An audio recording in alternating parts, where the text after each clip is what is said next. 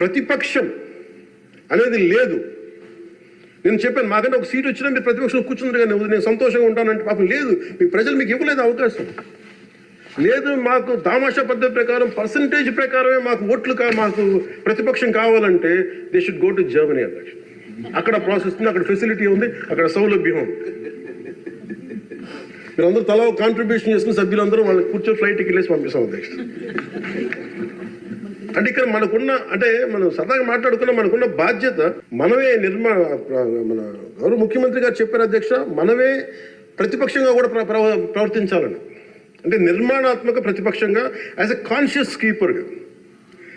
సింగపూర్లో మనకు తెలిసి PIP, people's action party, which is initiated by great leader Lee Kuan Yew, స్వీయ నియంత్రణ కోసం వాళ్ళు అధికారంలో ఉండటం కారణంగా స్వీయ నియంత్రణ కోసం అధికార పార్టీలోనూ విభిన్నమైన అభిప్రాయాలతో కూడిన చర్చలు చేస్తారు అధ్యక్ష.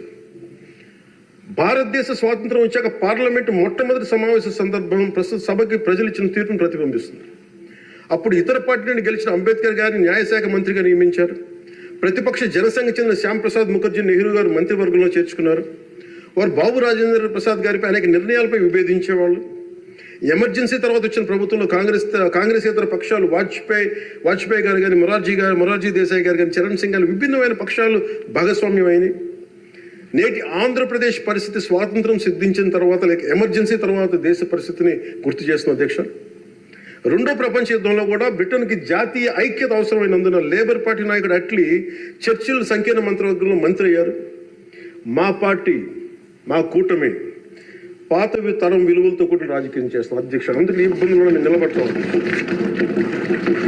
ఈ దేశ ఇలాంటి విపత్కర పరిస్థితుల్లో నేషనల్ రీకన్సిలియేషన్ క్యాబినెట్ అని అన్ని పక్షాలతో క్యాబినెట్ ఫామ్ చేస్తారు అధ్యక్ష. ఇప్పుడు మన రాష్ట్రంలో ఉన్నది స్టేట్ రీకన్సిలియేషన్ క్యాబినెట్ అని చెప్పొచ్చు అధ్యక్ష.